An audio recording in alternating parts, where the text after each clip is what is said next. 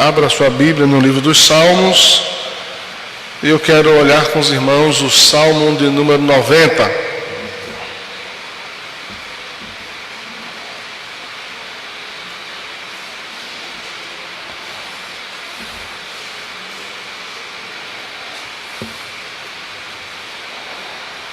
O Salmo 90 é um salmo conhecido, certamente já lido por muitos de vocês. 17 versos.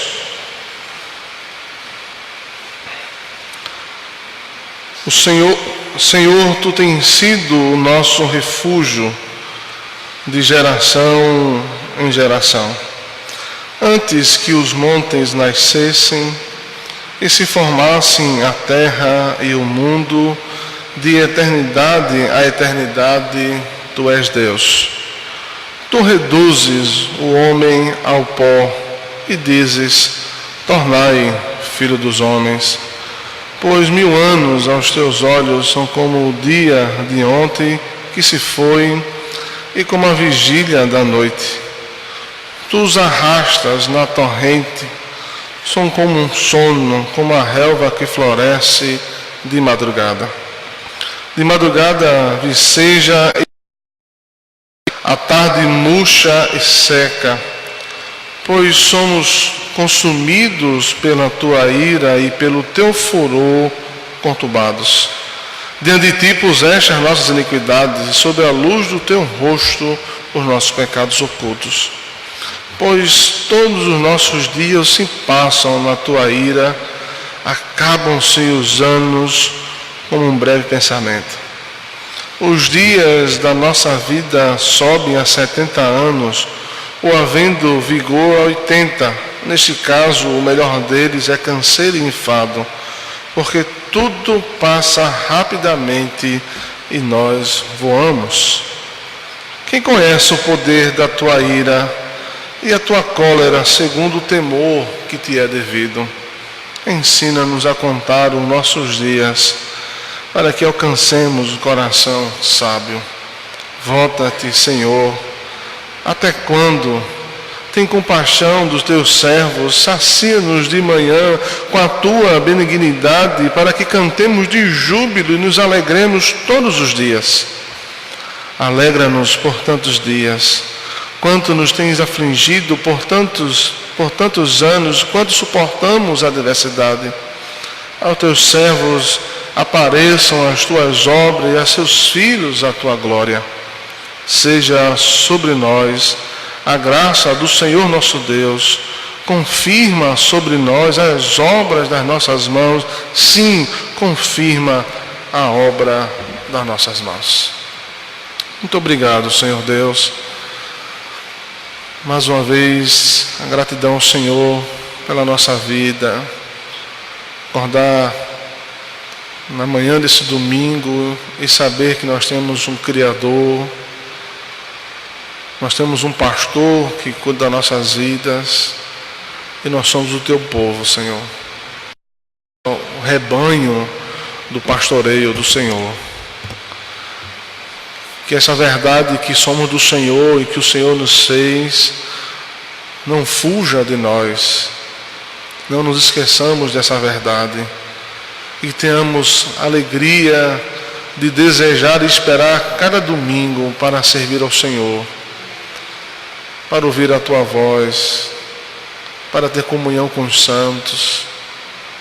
Abençoa, Deus, os meus irmãos, a Tua igreja, que se reúne na manhã desse domingo. Abençoa o Teu povo, abençoa os membros, os pastores, aqueles que estão pregando. Nos ajude, Senhor, a falar a Tua palavra com clareza, com fidelidade, para que o Teu nome seja glorificado e todos nós sejamos edificados pela Tua palavra. Nos abençoe, continue nos abençoando, em nome de Cristo Jesus. Amém. O ano acabou de começar, como nós já afirmamos, e assim como todos os anos, há uma expectativa para terminar e há uma expectativa para se começar. Alguns com expectativas maiores, outros querendo que termine logo o ano, para que um outro ano logo se comece, como se fosse então uma mágica, fechando um ciclo e abrindo outro, e se dizer assim, o próximo ano vai ser melhor. Essas são as expectativas do coração, isso perpassa nas nossas vidas e está dentro de cada um de nós.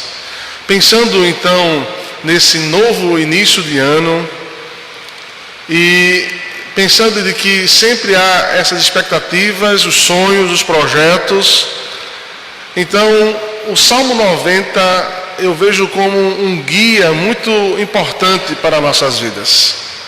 O Salmo 90 nos traz algumas características importantes, já de início na introdução desse salmo. É o primeiro salmo, é o único salmo de Moisés, é o salmo mais antigo de todo o saltério, e o Salmo 90 está dentro daqui que nós chamamos do quarto livro do saltério. Todos nós sabemos que o nosso saltério é dividido em livros, ainda que não nos apercebemos às vezes e saibamos que há 150 salmos, mas o salmo é dividido por livros, do 1 ao 5, e o Salmo 90 está exatamente no livro 4. E que importância há em ressaltar que o Salmo 90 está no livro 4, que vai exatamente do Salmo 90 e até o Salmo 106. Há uma particularidade no livro 4. Primeiro, o livro 4 é um livro que abre e começa a falar da realeza de Deus. Deus é rei e Ele governa todas as coisas, Ele é Senhor do universo.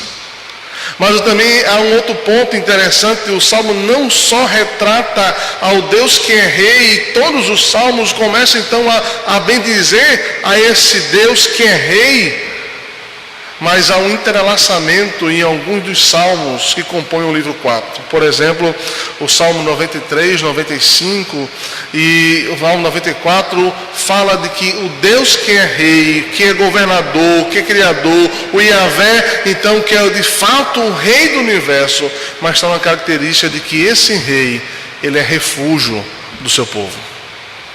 E é interessante observar de que quando o Salmo 90, que fala da grandeza de Deus, mas ele já inicia dizendo que se Deus é refúgio, isso exatamente vai se acomodar com o Salmo 2 no final do seu capítulo, quando diz assim: bem-aventurados todos aqueles que se refugiam no Senhor. É verdade, meus irmãos, de que o tema refúgio, sem dúvida, é um dos temas principais dentro do nosso saltério. Deus é rei, Ele governa o seu povo, mas Ele é morada do seu povo. Deus é rei, que deve ser servido como um rei, mas Ele é refúgio, é lugar de descanso do seu povo. Observe então que o Salmo 90, ele é um salmo que fala sobre quem é Deus e quem somos. Então ele diz: quem é Deus? Se Deus é eterno, Ele é antes de todas as coisas e Ele será assim para todo sempre. Quem é o homem no Salmo 90? O homem no Salmo 90, ele é transitório, ele é limitado, há uma brevidade, há uma precariedade. Deus é eterno, o homem não é eterno. Deus é imutável, o homem não é imutável. O homem é mutável. Deus é eterno, o homem não é eterno. Aqui nós estamos diante da sabedoria de um profeta, Moisés, homem experimentado que guiou uma grande nação até então o seu lugar que deveria chegar. Aqui está exatamente a conclusão de um homem maduro, que sabe quem é Deus e conhece o Deus que é rei e governador de todas as coisas. Nós estamos dentro de uma reflexão de um homem que de fato experimentou e sabe o que é a vida e quem é Deus. O Salmo 90, para ser mais forma pedagógica, nós vamos dividi-lo pelo menos em 5 partes. Do verso 1 ao verso 2, que nos fala desse refúgio eterno de Deus. Do verso 3 ao verso 6, fala dessa fragilidade de quem é o homem. O verso 7 ao verso 10 nos fala sobre a ira de Deus. do 11 ao 12 nos fala da sabedoria, da verdadeira sabedoria, e do verso 13 a 17, a última parte da oração de Moisés em favor de si mesmo e do seu povo, nos fala da bênção de Deus sobre a vida do seu povo. Meus irmãos, então, nesta manhã, se quisermos dar um tema ao Salmo, que já fala dessa transitoriedade entre Deus e o homem, para o ano 2020, dizer assim: como viver uma vida de sabedoria em 2020? Todos nós queremos buscar sabedoria. Todos nós buscamos ter uma vida sábia em todos os lugares, em todos os setores que nós então estamos envolvidos. Então, como buscar então uma vida de sabedoria? O Salmo 90, ele nos ensina e nos conduz a entender o que é uma vida de sabedoria e como viver com sabedoria, não só 2020, mas todos os dias das nossas vidas. Observe então comigo logo essa primeira divisão do Salmo, do verso 1 e do verso 2. Então o salmista aqui, Moisés, que morre aos seus 120 anos, como está registrado em Deuteronômio 34, diz assim: Senhor, Tu tens sido o nosso refúgio de geração em geração. Antes que os montes nascessem e se formassem a terra, e o mundo de eternidade a eternidade, Tu és Deus.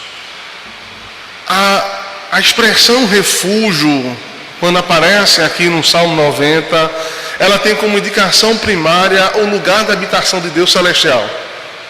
Lá é o refúgio, lá é o lugar onde Deus habita. Mas quando nós observamos também nas próprias escrituras e no próprio texto do escritor hebreu escrevendo então a sua carta, aqui o Salmo então ele vai adquirir um sentido de que Deus é o lar do seu povo. Deus é o lugar onde nós sentimos conforto. Deve ser o lugar onde eu sinto paz, segurança. Deus é o nosso lar. Deus é a nossa habitação. A reflexão de Moisés diante da sua caminhada e diante da sua jornada, ele chega à conclusão de que Deus é rei.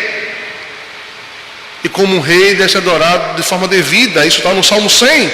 O Salmo 100 vai nos dizer como esse Deus deve ser, esse rei deve ser adorado. É o que nós chamamos da conclusão dos salmos reais. Diz, olha, se Deus é rei, ele deve ser servido com alegria, deve ser servido com júbilo. Mas aqui no Salmo 90 ele diz assim: o Deus que é rei, que tudo está debaixo dos seus pés, do seu domínio, do seu governo. Esse Deus, ele é conforto, ele é segurança, ele é habitação do seu povo. Ora, Moisés sabia disso. É só voltarmos à história do povo sendo libertado das mãos de Faraó. Quando Deus usa o próprio Moisés para ir atingir o coração de Faraó e libertar o seu povo. E o texto de Deuteronômio diz assim: diga ao povo que deixe tudo.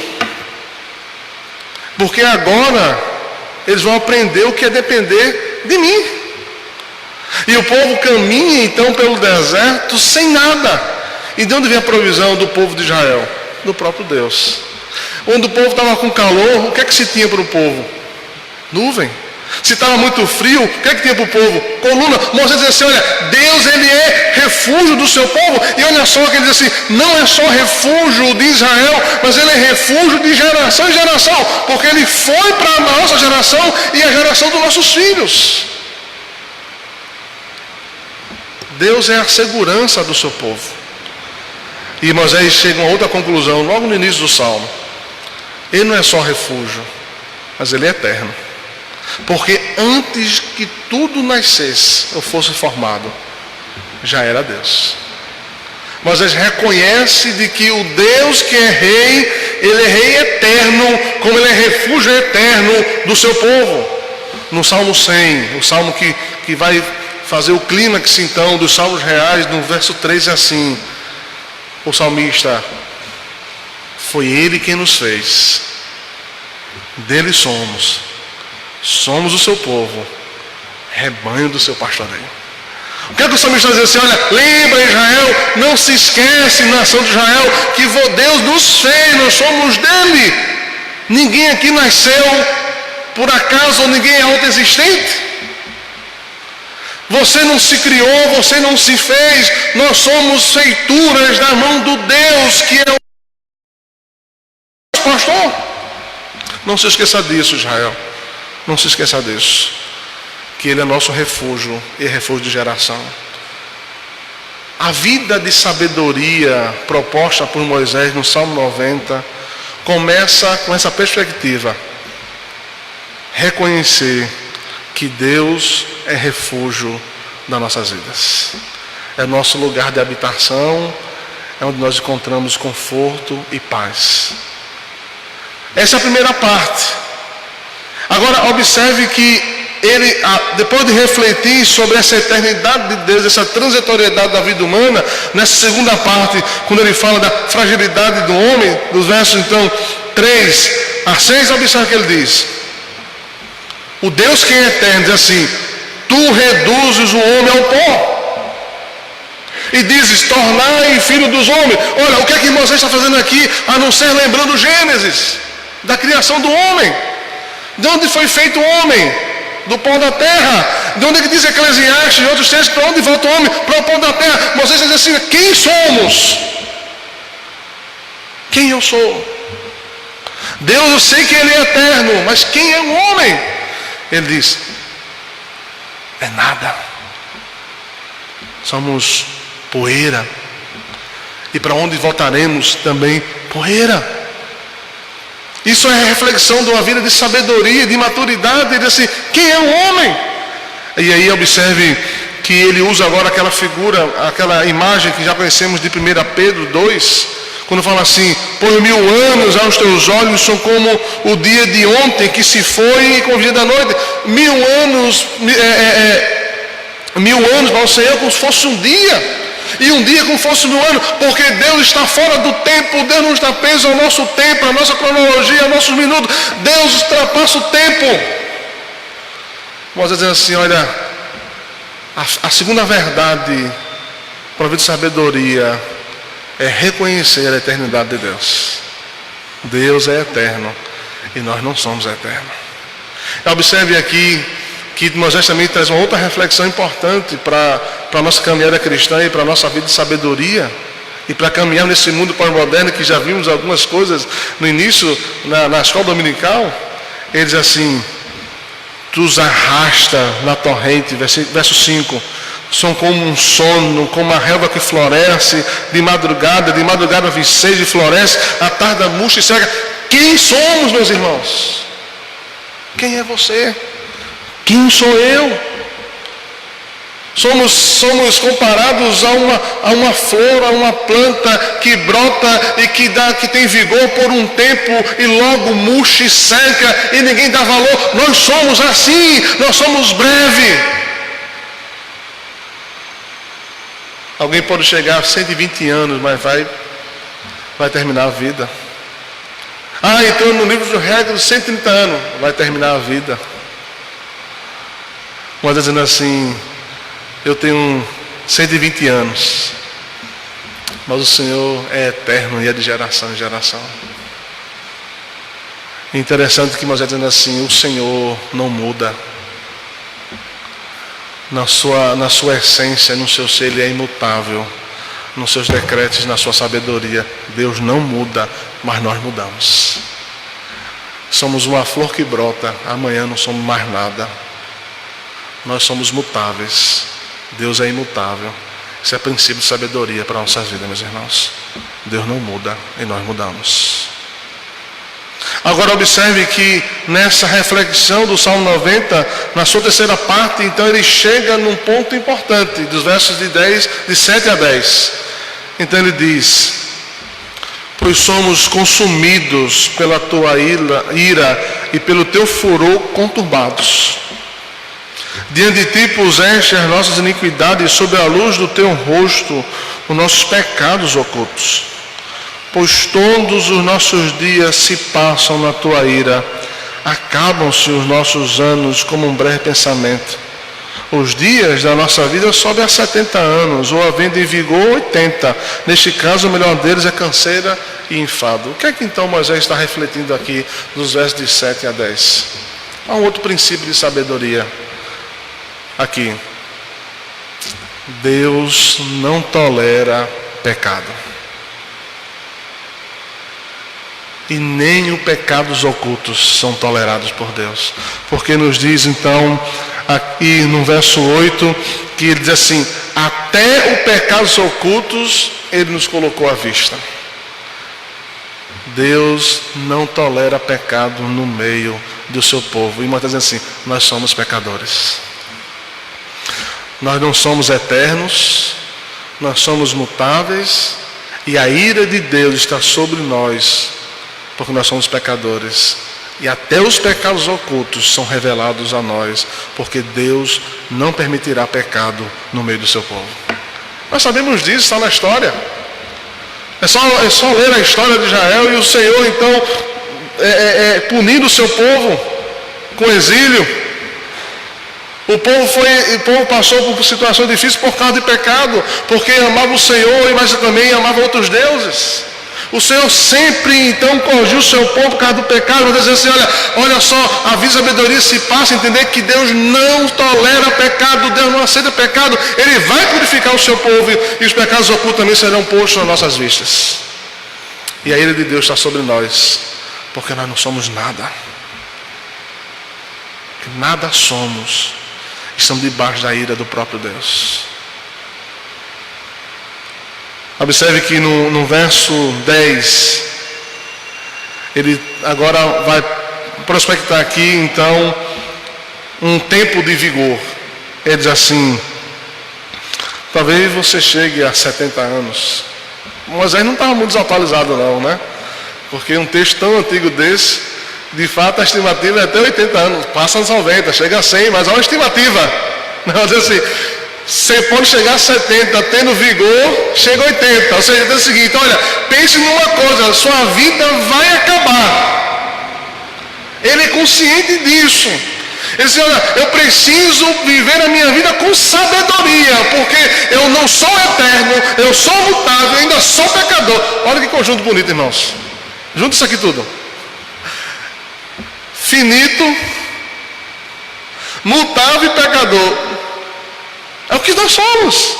Moisés ele começa a trabalhar com um argumento negativo para mostrar o que deve ser então buscado para viver a nossa vida, não só 2020, mas todos os dias da nossa vida e da nossa geração, dos meus filhos, dos filhos de vocês, dos filhos, porque isso que está dizendo, Ele é Senhor e refúgio de geração em geração.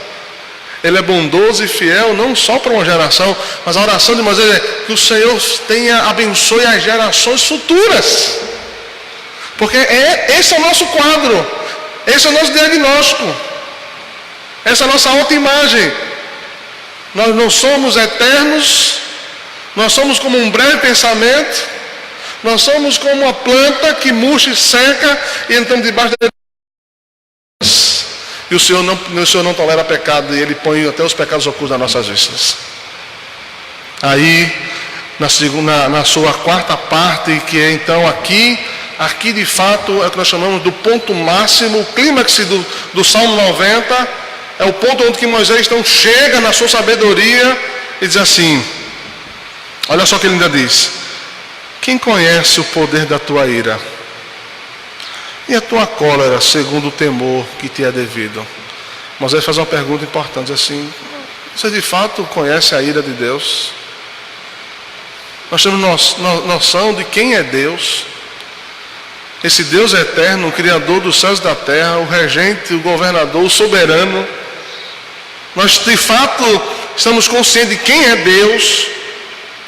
E aí então ele chega na sua reflexão e diz assim: ensina-nos, Senhor, a contar os nossos dias, para que alcancemos o coração sano. Mas ele não está falando aqui de matemática, aritmética, soma, divisão. Mas ele não está partindo do pressuposto que a nação de Israel não sabia contar nem juntar um com um e saber que é dois. Moisés dizendo o seguinte: existe um princípio para a sabedoria. E nós precisamos orar ao Senhor para que o Senhor nos ensine, então, a contar, a viver os nossos dias na sua presença. A caminhar e a viver nossos dias diante da face de Deus. É aquele princípio da teologia que nós chamamos de corandeus, vivendo diante da face de Deus. Eu preciso saber que ter um coração sábio é saber pelo menos duas ou três coisas. Primeiro, o que é ter um coração sábio a partir do Salmo 90? Deus é refúgio. Deus é refúgio do seu povo. Em qualquer geração, em qualquer momento, em qualquer circunstância, eu preciso saber que Deus é o meu lugar seguro. E não os homens. E não pessoas. E não coisas. Deus é nosso lugar seguro. Ele é nosso refúgio. O que é para Moisés também ter um coração sábio? É saber de que a minha vida e a sua vida deve ser uma oferta agradável ao Senhor todos os dias. Lembra do apóstolo Paulo falando aos Romanos, no capítulo 12? Quando ele então suplica aos romanos a viver um culto agradável ao Senhor. Moisés está dizendo assim: ter um coração sábio é compreender que a nossa vida é uma oferta agradável ao Senhor. Porque isso é saber andar, é saber caminhar e estar na presença de Deus. Essa é a terceira coisa que eu poderia dizer, que uma vida de sabedoria é confiar em Deus. É confiar no Senhor. Queridos irmãos, eu sei que, como nós já iniciamos falando, todo ano é um ano de expectativa.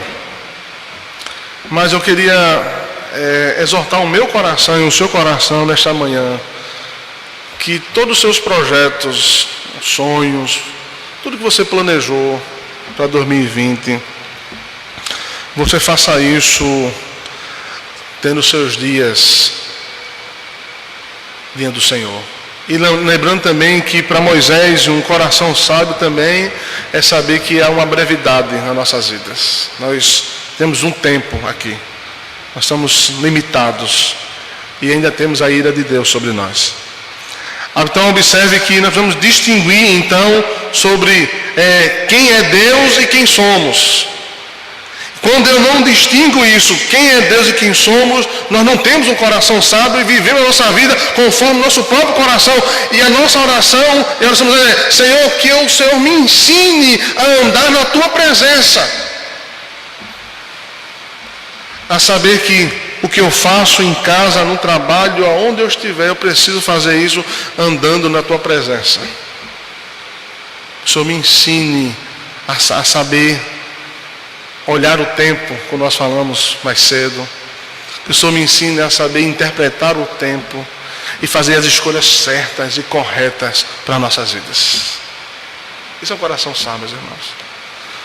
Aí observe que agora ele vem com a oração final, que está do 13 ao 17. E essa oração final é: volta-te, Senhor, até quando tem compaixão dos teus servos? E aí Moisés então diz assim, olha, observe uma coisa interessante, diz assim: sacia-nos de manhã com a tua benignidade, para que cantemos de júbilo e nos alegremos todos os nossos dias. É como se Moisés dissesse assim: que o Senhor nos abençoe para o tempo que nós sofremos, também nos dê um tempo para que possamos também ser experimentados e ser abençoados com a sua presença e com a sua bênção. Mas diz assim: Senhor, abençoa o teu povo. Senhor, estende a mão ao teu povo. Abençoa a nação de Israel, abençoa ao teu povo que tu mesmo nos escolheste, que o Senhor nos alimente com a tua presença. Essa é a oração de Moisés. Por que ele faz isso? Porque isso é ter um coração sábio, é desejar ser alimentado e saciado pelo Senhor todos os dias. E então ele continua nessa oração, Entende assim? Alegra-nos por tantos dias, quanto nos tens afligido, ou seja, na medida que nós somos afligidos, que o Senhor também nos abençoe, nos traga alegria, por tantos anos, quanto suportamos a adversidade. Aos teus servos apareçam as tuas obras, aos teus filhos a tua glória.